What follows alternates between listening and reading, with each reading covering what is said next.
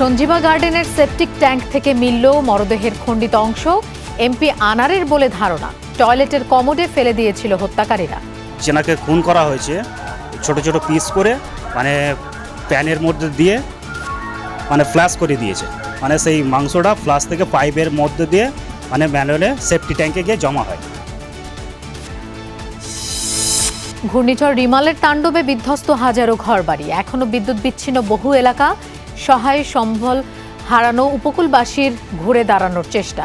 আমরা অসহায় পাতিলিদুকে বাতরেন দেখেন, এ ব্যবস্থা কিছু নাই। দৃশ্যভাবে ওই খোলা রাস্তার ভিতরে আসি, কিছু ত্রাণ পাইলে চলে, নালে না, মানুষ খুব অসহায় আছে। বিভিন্ন জেলা শহরে কাটেনি জলাবদ্ধতা। ক্ষতিগ্রস্ত এলাকা পরিদর্শনে বৃহস্পতিবার পটুয়াখালী যাচ্ছেন প্রধানমন্ত্রী। ভেঙে যাওয়া বাঁধ দ্রুত নির্মাণ ও অসহায়দের পাশে থাকতে একনেকে নির্দেশনা। জিজ্ঞাসাবাদের জন্য ৬ জুন বেনজির আহমেদকে দুদকে তলব। সম্পদ ক্রোক ও ব্যাংক অ্যাকাউন্ট জব্দের পর বিও অ্যাকাউন্ট স্থগিতের নির্দেশ।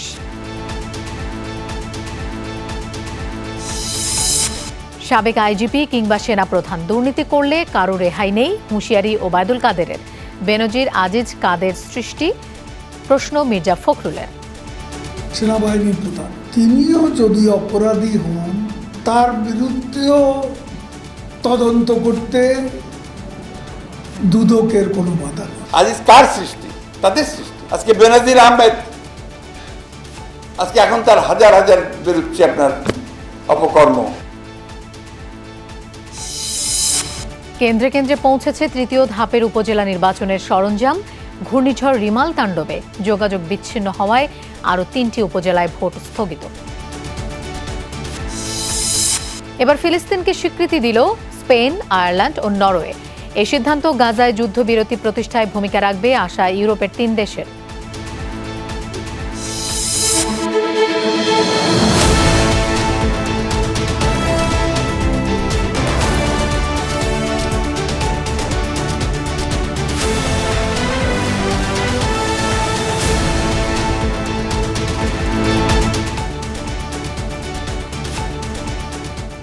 শুভেচ্ছা, আমন্ত্রণ সন্ধ্যার বাংলাদেশের আয়োজনে আপনাদের সঙ্গে থাকছি আমি মৌসুমী আহমেদ লোপা।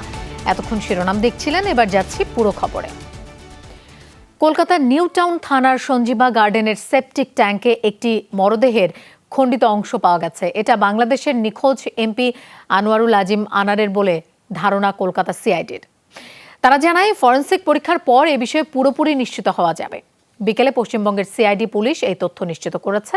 সিআইডি জানায়, মরদেহের প্রায় 4 কেজি মাংস উদ্ধার করা হয়েছে। প্রত্যক্ষদর্শী ও আবাসনের সুয়ারেজ সিস্টেমের কর্মী সিদ্ধেশ্বর মণ্ডল জানান, লবণ মিশিয়ে মাংসগুলি একটি কাঁচের জারে রাখা হয়েছে। মাংসের পিসগুলি অনেকটা পাকোড়ার পিসের মতো। সিআইডি জানায়, মাংসের অংশগুলো কসাই জিহাদ ওয়াশরুমের কমোডে ফেলে দিয়েছিল।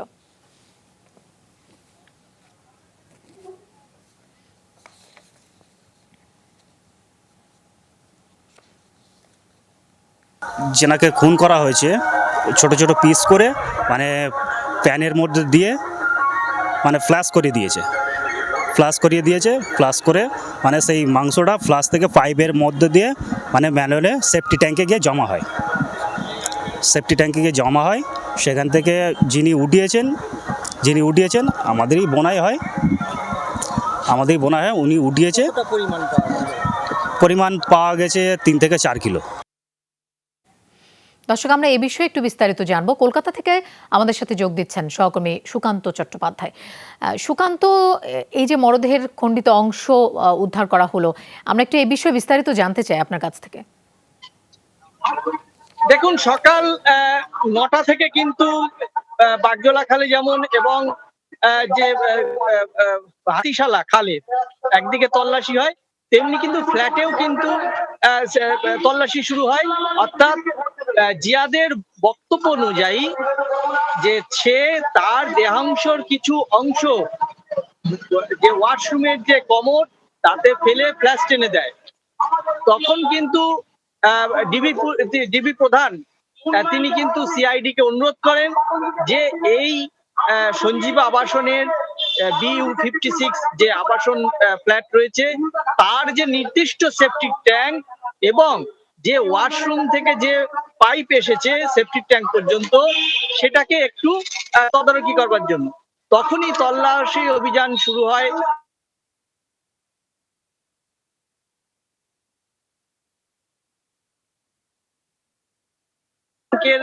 মধ্যে থেকে প্রায় 4 কেজির কিছু বেশি মাংস কিন্তু উদ্ধার হয়েছে। তাদের ধারণা যে এটাই হয়তো সেই হচ্ছে যে খুন হওয়া যে সাংসদ তারই দেহের মাংস, এবং সিআইডি ইতিমধ্যেই সেই মাংসের নমুনা ফরেন্সিকে পাঠিয়েছে যে তার ডিএনএ টেস্ট করে যে এটাই যে আজিম আনারের দেহাংশ কিনা। পাশাপাশি এই মাংসের ডিএনএ টেস্টেরও কিন্তু প্রক্রিয়া শুরু হয়েছে। এখনো পর্যন্ত যে উদ্ধারকৃত মাংস সেটা কিন্তু একটা জারে নুনে জল গুলে তার মধ্যে রাখা হয়েছে যাতে তার পচন না ধরে। মাংসগুলি যা বিবরণ দিয়েছেন উদ্ধারকারীরা, তাদের বিবরণ অনুযায়ী মাংসগুলো সাদা হয়ে গিয়েছে, অর্থাৎ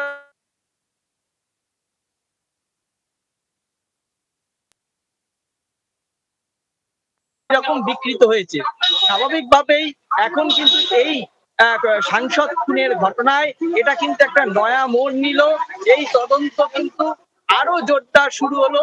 কিছুক্ষণের মধ্যেই এখানে ডিবি প্রধান হারুন রশিদ তিনি অন্যত্র রয়েছেন, তিনি যেমন আসবেন, সিআইডির উচ্চপদস্থ আধিকারিকরাও কিন্তু এখানে হাজির হতে পারেন এই ঘটনার একটা রেশ টানার যে বাকি অংশ আর কোথায় কোথায় ফেলেছে।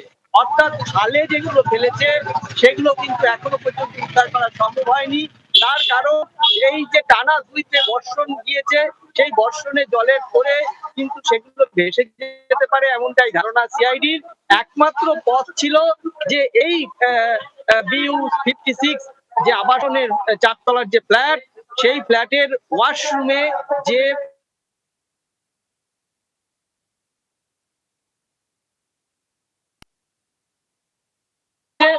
আজকে যারা উদ্ধার কর্মী তারা কিন্তু জানিয়েছেন যে সকাল থেকে কিন্তু তাদের কাছে একটা নোটিফিকেশন আসে, তারা কিন্তু এই আবাসনেরই যে সুয়ারেজ সিস্টেম সেটা তারা দেখেন, পরিচর্যা করেন, এবং তারাই সেই সেপ্টিক ট্যাঙ্কের ঢাকনা খুলে যখন সেখান থেকে সমস্ত বজ্র উদ্ধার করে তার মধ্যেই কিন্তু এই মাংসের টুকরো তারা পান। মাংসগুলির আকার যেমন চিকেন পকোড়ার যে আকার হয় সেই আকারেরই, এবং সেই মাংসগুলি যে অন্য আকার বা জীবজন্তুর নয়, মানুষের, সেটাও কিন্তু তাদের ধারণা। তবে এই উদ্ধার যারা করছিলেন যা আবাসনের সুয়ারেজ কর্মী, তাদের দাবি যে এইটাই হচ্ছে খুন হওয়া সাংসদের দেহাংশ।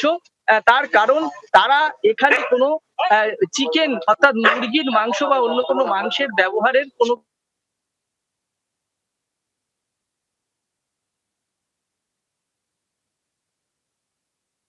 এখন সিআইডি এই মাংসের যে ফরেনসিক পরীক্ষা সেটা করার পর কিন্তু চূড়ান্ত পর্যায়ে পৌঁছাবেন সাংসদের দেহাংশ কিনা এটা, এবং এই তদন্তের একটা নয়া মোড় নেবে। সুকান্ত, আজকে আজকে আজকে ডিবি হারুন রশিদের আর কোনো কর্মসূচি আছে কিনা, আপনি এই ব্যাপারে কোনো তথ্য দিতে পারেন কিনা? দেখুন, এখন এই যে ঘটনা ঘটলো এতে কিন্তু এই তদন্তের মোড় নয়া, অর্থাৎ নয়া মোড় নিল। সকালে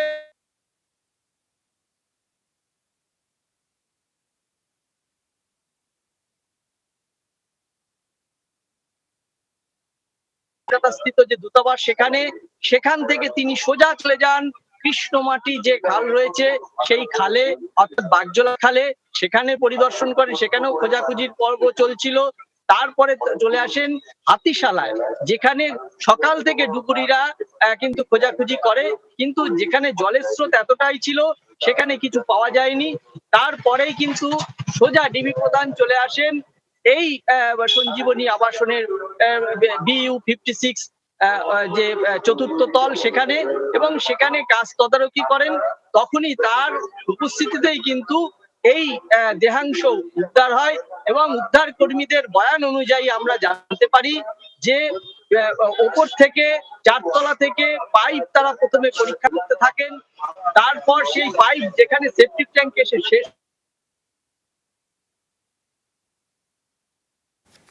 সুকান্ত, আপনাকে অনেক ধন্যবাদ। ফরেনসিক রিপোর্ট পেলে নিশ্চয়ই আপনার মাধ্যমে আপডেট আমরা আরো জানতে পারবো। যত সময় যাচ্ছে ততই স্পষ্ট হচ্ছে ঘূর্ণিঝড় রিমালের ক্ষয়ক্ষতি। হাজারো ঘরবাড়ি বিধ্বস্ত, ভেঙে পড়েছে গাছপালা, বিদ্যুতের খুঁটি। অনেক এলাকায় এখনো বিদ্যুৎ সরবরাহ স্বাভাবিক হয়নি। ভাঙা বাঁধ দিয়ে লোকালয়ে ঢুকছে পানি। যারা আশ্রয় কেন্দ্রে গিয়েছিলেন তারা গ্রামে ফিরে ঘর আর বাঁধ সংস্কারে নেমে পড়েছেন। খাবার ও বিশুদ্ধ পানির তীব্র সংকট দেখা দিয়েছে উপদ্রুত এলাকায়। ত্রাণের অপেক্ষায় দুর্গত মানুষ। ঘূর্ণিঝড় রিমালের তাণ্ডবে লণ্ডভণ্ড উপকূলবর্তী এলাকা। সবার আগে আঘাত হানে যে ভূখণ্ডে, সেই কলাপাড়া আর রাঙ্গাবালী উপজেলা সহ বিধ্বস্ত পটুয়াখালী। জানমালের ব্যাপক ক্ষয়ক্ষতি দেখছে জেলাবাসী। অনেক জায়গায় সড়কপথে যোগাযোগ বিচ্ছিন্ন, গাছ কেটে সড়ক সচল করার চেষ্টা করছেন তারা। আমরা কিচ্ছু বাই করতে পারি না, আমাদের যত মালামাল ছিল সবগুলো নষ্ট হয়ে গেছে। কিছু নাই এই জায়গায়, আমরা অসহায় পাতিলে দুকে বাতরান দেখাবো, এ ব্যবস্থা কিছু নাই। আমরা কোনো রকম নিঃস্বভাবে ওই খোলা রাস্তার ভিতরে আসি। ঝালকাঠিতে উপড়ে পড়েছে গাছ। সবকটি উপজেলায় কম বেশি ক্ষতিগ্রস্ত। ভেঙেছে বিদ্যুতের খুঁটি। কেউ যে রান্না খাবে এমন কোনো পরিস্থিতি নেই। মানুষ হাহাকার করতেছে, না পারে কেটু কইতে, না পারে সইতে। কবে কারেন্ট পাবো এর আমার কোনো নির্দেশ নাই। তারপর বাড়ি ঘর তো গেছেই, আমরা না খাইয়ে ঘরের মধ্যে না খাইয়ে মাই ফলালে সবাই আমরা না খাইয়ে বইয়েছি। ঝড় বৃষ্টিতে বিপর্যস্ত বরগুনা। যেখানেই চোখ যায় শুধুই রিমাল তাণ্ডবের চিহ্ন। ত্রাণের অপেক্ষায় মানুষ। দুর্গতরা ঠাঁই নিয়েছে খোলা আকাশের নিচে। দেখা দিয়েছে খাবার ও বিশুদ্ধ পানির সংকট। বাঁধ ভেঙে প্লাবিত আমতলী উপজেলা।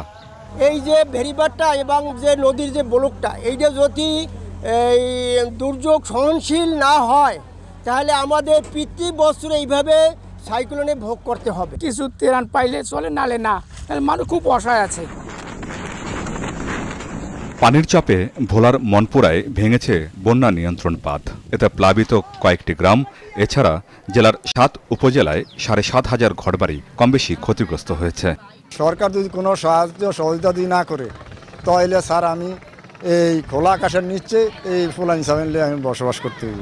মোটামুটি আই না এই তো ফিক নাই, আমরা আস্তে আস্তে রিমালে বেসামাল খুলনা। জলোচ্ছ্বাসের তোড়ে কয়রা উপজেলায় ভাঙে বাঁধ।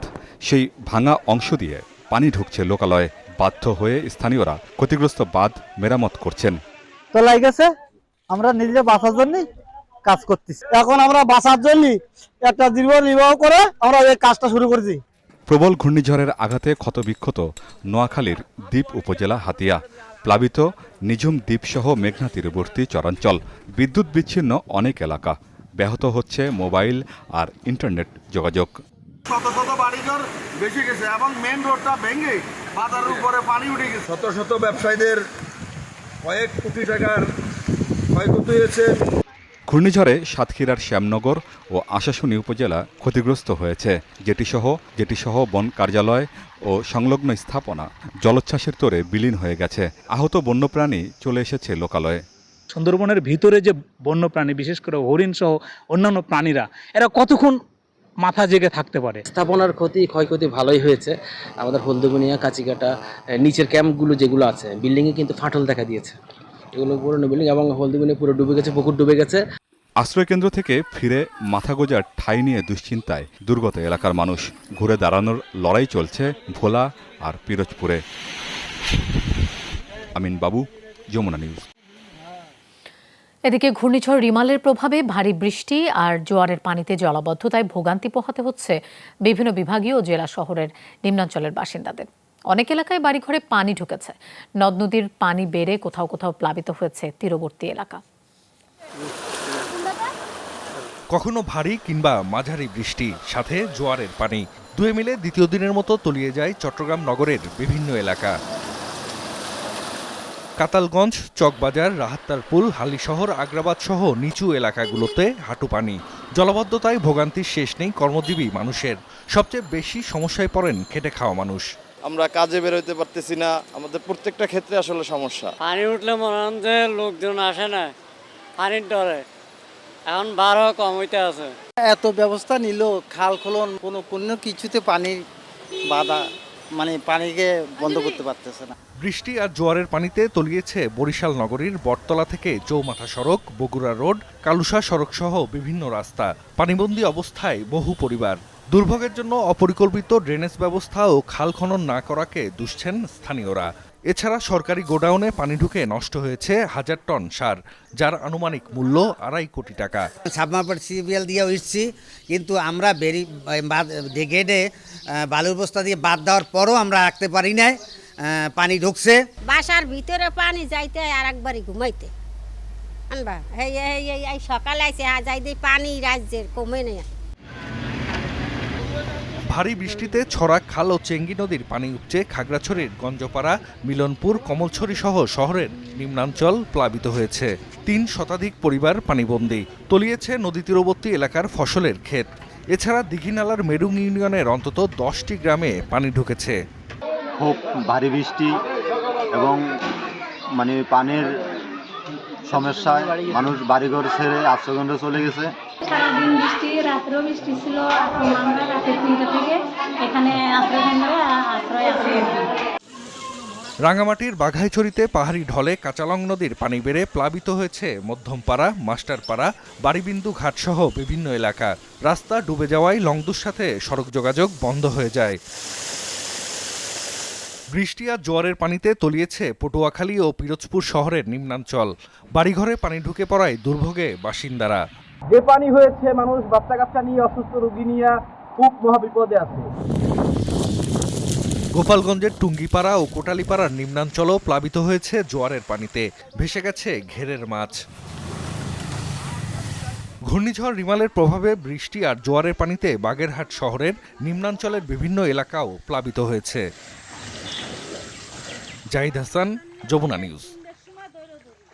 ঘূর্ণিঝড় রিমালে ক্ষতিগ্রস্ত হয়েছে উপকূলের বেশ কয়েকটি বাঁধ।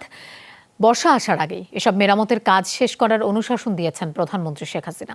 একনেকে তার নির্দেশ, সবাইকে দুর্গত মানুষের পাশে থাকতে হবে।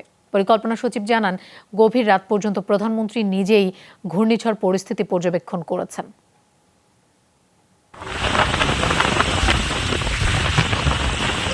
গত 2 দিন উপকূলে তাণ্ডব চালিয়েছে ঘূর্ণিঝড় রিমাল। ঝড়ের তোড়ে ভেঙে গেছে বাড়িঘর, গাছ, তলিয়ে গেছে ফসল ও মাছের ক্ষেত। কয়েকটি এলাকায় ভেঙে গেছে বেড়িবাঁধ।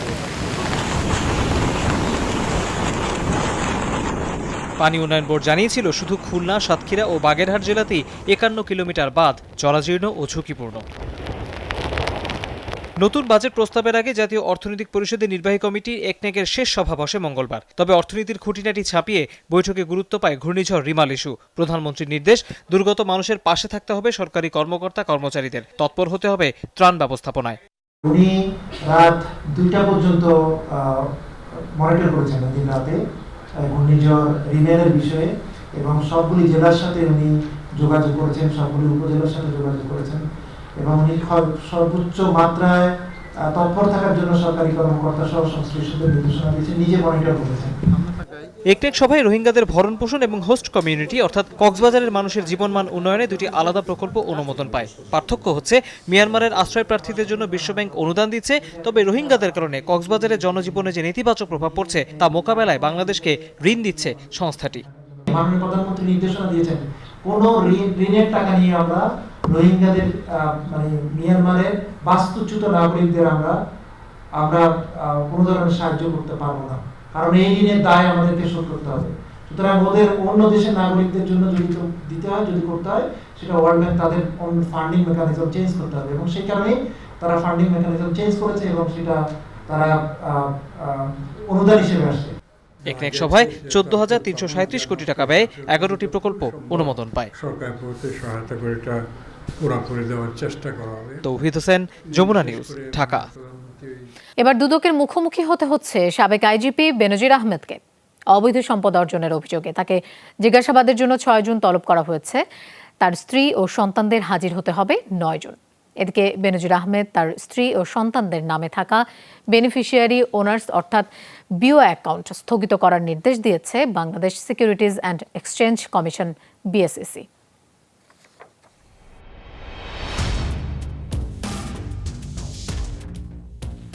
স্থাবর অস্থাবর সম্পত্তি ক্রোক ও সব ব্যাংক অ্যাকাউন্ট জব্দের নির্দেশের পর এবার দুদকের মুখোমুখি হতে হচ্ছে সাবেক আইজিপি বেনজির আহমেদকে। একসময়ের প্রতাপশালী এই পুলিশের মহাপরিদর্শককে অবৈধভাবে বিপুল সম্পদ অর্জনের বিষয়ে জিজ্ঞাসাবাদের সিদ্ধান্ত নিয়েছে সংস্থাটি। তাদের জিজ্ঞাসা তার কথা শুনতে হবে, তো ওনার বক্তব্য থাকতে পারে, এই প্রপার্টির তাদের বৈধতাও থাকতে পারে, যে বৈধ মনে করে উনি বৈধ প্রমাণ করতে পারে, তারা হয়ে যাবে। তাকে জিজ্ঞাসাবাদ না করে তার বিরুদ্ধে কোনো অ্যাকশন নেওয়া হবে। ব্যাংক ও আর্থিক প্রতিষ্ঠানে বেনজির ও তার পরিবারের নগদ অর্থের তথ্য চেয়ে বাংলাদেশ ব্যাংকের আর্থিক গোয়েন্দা বিভাগকে চিঠি দিয়েছে দুদক। একই সঙ্গে এফডিআর সঞ্চয়পত্র সহ স্থাবর অস্থাবর সম্পদের তথ্য জানতে চেয়ে জয়েন্ট স্টক ও সাব রেজিস্ট্রি অফিস সহ সরকারের বিভিন্ন দপ্তরে চিঠি দিয়েছে সংস্থাটি। সম্পত্তির উৎস কোথায়, কোথেকে সোর্স থেকে, কোন সোর্স থেকে তার সম্পত্তি আসছে। তো বৈধ সোর্স হয় কোনো সম্পত্তি পাওয়া যাবে, অসুবিধা নেই। অবৈধ সোর্স হলে রাষ্ট্র বাজেয়াপ্ত করবে, তাও বিধি মোতাবেক। এদিকে দুদকের আবেদনে প্রথম দফায় ৮৩টি সম্পত্তি ক্রোকের পাশাপাশি ফ্রিজ করা হয় ২৭টি ব্যাংকের ৩৩টি অ্যাকাউন্ট। দ্বিতীয় দফায় ক্রোক করা হয় আরও ১১৯টি স্থাবর সম্পত্তি। এবার বেনজির ও তার পরিবারের নামে থাকা বিউ অ্যাকাউন্ট স্থগিতের নির্দেশ দিয়েছে Securities and Exchange Commission. Mohiuddin Madhu, Jamuna news, Dhaka. দুর্নীতির বিরুদ্ধে আপোষহীন সরকার প্রধান প্রমাণিত হলে অপরাধীকে শাস্তি পেতেই হবে, সেটা সাবেক আইজিপি বা সেনাপ্রধান যেই হোক। দুপুরে সংবাদ সম্মেলনে কথা বলেছেন আওয়ামী লীগের সাধারণ সম্পাদক ওবায়দুল কাদের। বেনজির ও আজিজ ইস্যুতে সরকার বিব্রত নয়। হত্যার রাজনীতি সমসাময়িক ইস্যু নিয়ে আওয়ামী লীগ সাধারণ সম্পাদকের সংবাদ সম্মেলন। দলের সভাপতির ধানমন্ডির রাজনৈতিক কার্যালয়ে এই সংবাদ সম্মেলনের গুরুত্ব পায় সাবেক সেনাপ্রধান ও সাবেক আইজিপির অনিয়মের বিষয়। আরও তদন্ত হবে কথা দুদক সূত্রে জানা গেছে। দুর্নীতির বিরুদ্ধে সরকারের জিরো টলারেন্স অবস্থান উল্লেখ করে ওবায়দুল কাদের বলেন, অপরাধী যেই হোক শাস্তি পেতে হবে। সাবেক আইজিপি তার কথা বলা হয়। দুদক স্বাধীন তদন্ত করে বের করছে। এই স্বাধীনতা শেখ হাসিনার সরকার দুদককে দিয়েছে। সেনাবাহিনী প্রধান তিনিও যদি অপরাধী হন, তার বিরুদ্ধেও তদন্ত করতে দুদকের কোনো বাধা নেই। অপরাধী হলে অপরাধের জন্য শাস্তি পেতেই। এ নিয়ে বিএনপি মহাসচিবের বক্তব্যের সমালোচনা করে বলেন, তাদের আমলে দুর্নীতির জন্য কোনো নেতারই বিচার হয়নি। তাদের আমলে আশরাফুল হুদা আইজিপি কে করেছে তার বিচার? বিএনপি আমলে কি তার বিচার হয়েছে? তারপর রকিবুল হুদা, এসপি কোহিনুরকে তখন বলা হতো ভিআইপি এসপি। তারেক রহমানকে দেশে ফিরিয়ে এনে শাস্তি কার্যকর করা হবে বলেও জানান ওবায়দুল কাদের। গ্রেনেড হামলার ঘটনা থেকে উদ্ভূত হত্যা মামলায় তারেক রহমানকে যাবজ্জীবন কারাদণ্ড দেওয়া, তো এগুলো তো শাস্তি কার্যকর করার জন্য তাকে দেশে ফিরিয়ে আনতে হবে। ঘূর্ণিঝড় রিমালে ক্ষতিগ্রস্ত এলাকা পরিদর্শনে প্রধানমন্ত্রী শেখ হাসিনা বৃহস্পতিবার প্রথমে পটুয়াখালী সফর করবেন বলেও জানান আওয়ামী লীগ সাধারণ সম্পাদক। সম্ভাবনা আছে প্রথম পটুয়াখালী, প্রথম দিন হয়েছে। তাহিদ মিথুন, যমুনা নিউজ, ঢাকা। নিরপেক্ষ সরকারের অধীনে নির্বাচনের দাবিতে বিএনপির আন্দোলন কেবল বহালি নয়, তীব্র থেকে তীব্রতর হবে বলে হুঁশিয়ারি করেছেন বিএনপি মহাসচিব। তিনি প্রশ্ন রাখেন, আজিজ বেনজির কার সৃষ্টি? এর দায় নিয়ে সরকার প্রধানের পদত্যাগের দাবিও জানান মির্জা ফখরুল। দুপুরে ঢাকা রিপোর্টার্স ইউনিটিতে জিয়াউর রহমানের ৪৩তম শাহাদাত বার্ষিকীর আলোচনার আয়োজন করে মুক্তিযোদ্ধা দল। বক্তব্যে ঘূর্ণিঝড় রিমালে হতাহতের প্রতি সমবেদনা এবং ফিলিস্তিনি গাজা ও রাফা শহরে নারকীয় হামলার নিন্দা জানান বিএনপি মহাসচিব। ঘৃণা জানাচ্ছি সেই শক্তিকে যারা গণহত্যা ঘটিয়েছে। আলোচনায় যোগ দিয়ে মির্জা ফখরুল বলেন, সাবেক সেনা ও পুলিশ প্রধানের কৃতকর্মের দায় নিয়ে সবার আগে পদত্যাগ করা উচিত প্রধানমন্ত্রীর। আজিজ কার সৃষ্টি? তাদের সৃষ্টি। আজিজ অবস্থান ছিল কোথায়, কোথা থেকে কোথায় টেনে তোলা হয়েছে। আজকে বেনজির আহমেদ, আজকে এখন তার হাজার হাজার বেরোচ্ছে আপনার অপকর্ম, লুটের ইতিহাস। প্রথম পদত্যাগটা আপনার করা উচিত। মধ্যরাতে নির্বাচিত সব তথাকথিত এমপি টেপি যা আছে, এরা এখন আকণ্ঠ নিবজ্জিত টাকার ভারে মারা পড়ার অবস্থা কি করে? এটা কোনো ভোটে এমপি হয় নাই, এটা একটা ডাকাত, এটা চোরা কারবারি, এটা লুণ্ঠনকারী, এরা স্বর্ণ চোরা কারবারি। মির্জা ফখরুল বলেন, সরকারের চামড়া মোটা হয়ে গেছে, মানুষকে বোকা বানিয়ে এক ব্যক্তির শাসন প্রতিষ্ঠায় জনগণের সঙ্গে নির্মম আচরণ করছে। এরা পচে গেছে, দুর্গন্ধযুক্ত হয়ে গেছে, একেবারে দুর্গন্ধযুক্ত। যতই মুখে কথা বলুক, যাই কথা বলুক, আসলে তো এদের কোনো অস্তিত্ব নাই। সময় হয়ে গেছে, ঘোরাঘুরি অনেক করেছেন, বহু করেছেন, এখন দয়া করে ঘোরাঘুরি বন্ধ করে সঠিকভাবে যেন আপনার দাফন টাফনটা ঠিক মতো হয়, আপনি যেন মানুষ আপনাকে মনে রাখতে পারে, সেইভাবে কিছু চিন্তা ভাবনা করে আপনারা সিদ্ধান্ত নেন। উন্নয়নের সর্বশেষ চিত্র হচ্ছে সংবাদ মাধ্যমের বন্ধুদের উপর নিষেধাজ্ঞা দেওয়া হয়েছে, তারা বলতে পারবে না। কর্ণফুলী টানেল ঘূর্ণিঝড়ে ফুটো হয়ে গেছে, অনবরত সেখান থেকে পানি ঝরছে। নেতারা বলেন, বিএনপি চেয়ারপারসন খালেদা জিয়া মৃত্যুর সঙ্গে লড়াই করলেও কোনো ধরনের আপোষ ও সমঝোতা করেননি। তখন দেশ স্বাধীনতার জন্য আমরা লড়াই করেছিলাম, আর দেশ রক্ষা করার জন্য এখন এই লড়াই। সাইফুদ্দিন রবিন, যমুনা নিউজ, ঢাকা। সংসদ সদস্য আনোয়ারুল আজিমের আসন শূন্য করার বিষয়ে সিদ্ধান্ত নেবেন জাতীয় সংসদের স্পিকার। এক্ষেত্রে স্বরাষ্ট্র মন্ত্রণালয়ের করণীয় নেই বলে জানিয়েছেন মন্ত্রী আসাদুজ্জামান খান। এটা অটোমেটিক, এটা স্পিকারকে অবহিত করার আমাদের কার্য নয়। স্পিকারের ওখানে অফিস রয়েছে, তারাই সিদ্ধান্ত নেবে যে কিভাবে এটার মানে করা যায়, পরবর্তী অ্যাকশনে কি হবে, এটা স্পিকার জানেন, এটা সিদ্ধান্ত তিনিই দিবেন। এখানে কনস্টিটিউশন অনুযায়ী তিনি সিদ্ধান্ত নেবেন। নারীর ঋতুচক্র বা পিরিয়ড নিয়ে কাটেনি সামাজিক ট্যাবু। এতে দেখা দিচ্ছে নানা শারীরিক জটিলতা। বিশেষজ্ঞরা বলছেন, নারীর পিরিয়ড বান্ধব পরিবেশ সৃষ্টিতে এগিয়ে আসতে হবে পুরুষকেও। অ্যাডভোকেট আসমা আক্তার, দিনের আলো ফুরলেও কাজ ফুরায় না তার। আদালতের এ প্রান্ত থেকে ও প্রান্তে লেগেই থাকে ছোটাছুটি। তবে প্রতি মাসে পিরিয়ডের সময়টায় দৈনিক ব্যস্ততায় নিজের পরিচ্ছন্নতার বিষয়টি কি মাথায় রাখতে পারেন তিনি? আমাকে টোটাল 12 ঘন্টা বাইরে থাকতে হচ্ছে। এই সময়টায় চাইলেও আমি চেঞ্জ করার খুব একটা সময় পাচ্ছি না বা ওইভাবে হচ্ছে না। চা বিক্রেতা সোনিয়া খাতুনের গল্পটিও এক। পেট চালানোর তাগিদে দিনের বেশিরভাগ সময়ই থাকতে হয় দোকানে। পাবলিক টয়লেট যেখানে রাজধানীতে দুষ্প্রাপ্য, সেখানে মাসিককালীন পরিচ্ছন্নতা অনেকটা বিলাসিতা বৈকি। বেশিরভাগ দোকানে সময় দেই, কারণে পরিবর্তন করতে এবং চেঞ্জ করতে সময় পাওয়া যায় না। শিক্ষা প্রতিষ্ঠানগুলোর পরিস্থিতিও এক। অপরিচ্ছন্ন শৌচাগার আর দীর্ঘ সময় একই স্যানিটারি ন্যাপকিন পরে থাকায় বাড়ছে জরায়ুজনিত নানা অসুখ। যৌনাঙ্গে বিভিন্ন ইনফেকশন কিন্তু ওদের এই প্যাড থেকেই হয়ে যাচ্ছে। প্যাড যদি তার অ্যাভেলেবেল না থাকে, সে দেখা যাচ্ছে যে বিভিন্ন রকম কটন, বিভিন্ন রকম টিস্যু যেগুলো হচ্ছে সম্পূর্ণ স্টেরাইল না, ইভেন আপনার কাপড় ইউজ করছে, এই কাপড়গুলো থেকে কিন্তু তার আবার ইনফেকশন হয়। সে একই রকম যৌনাঙ্গের ইনফেকশন নিয়ে আমাদের কাছে আসছে।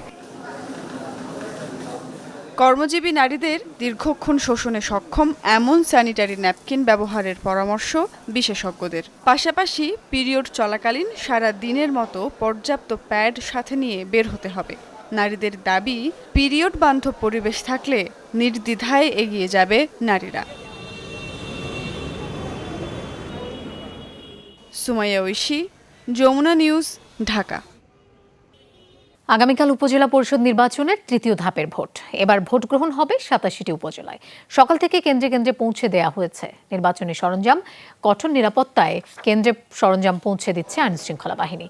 ব্যালট বক্স সহ নির্বাচনী সরঞ্জাম নিতে সকাল থেকে রিটার্নিং অফিসগুলোতে ভিড় করেন প্রিজাইডিং অফিসাররা। কেন্দ্রগুলোতে ব্যালট পেপার যাবে কাল সকালে, তবে দুর্গম এলাকাগুলোতে আগেই পাঠিয়ে দেওয়া হয়েছে ব্যালট সহ অন্যান্য সরঞ্জাম।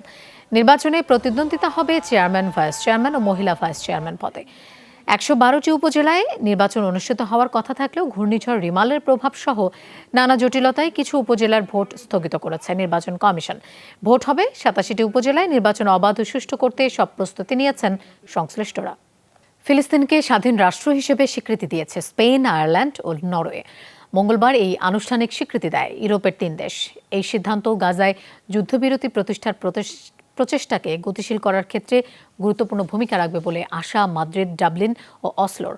এদিকে রাফায় বর্বর হামলার তীব্র নিন্দা জানিয়ে অবিলম্বে যুদ্ধ বন্ধের আহ্বান জাতিসংঘের। গেল বছরের অক্টোবরে গাজায় ইসরায়েলি অভিযান শুরুর পর থেকেই জোরালো হতে থাকে ফিলিস্তিনকে স্বাধীন রাষ্ট্র হিসেবে স্বীকৃতি দেওয়ার ইস্যুটি।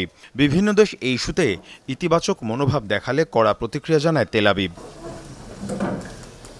তবে ইসরায়েলি ক্ষোভ আর হুমকি উপেক্ষা করে ফিলিস্তিনকে স্বীকৃতি দিল ইউরোপের 3 দেশ, স্পেন, আয়ারল্যান্ড এবং নরওয়ে। মঙ্গলবার আনুষ্ঠানিক স্বীকৃতি দেয় দেশ 3টি।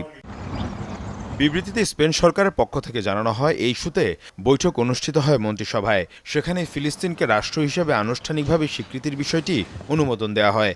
একই সিদ্ধান্তের ঘোষণা আসে নরওয়ের পক্ষ থেকেও। ফিলিস্তিনকে রাষ্ট্র মর্যাদার স্বীকৃতির কথা জানায় আয়ারল্যান্ডের মন্ত্রিসভাও।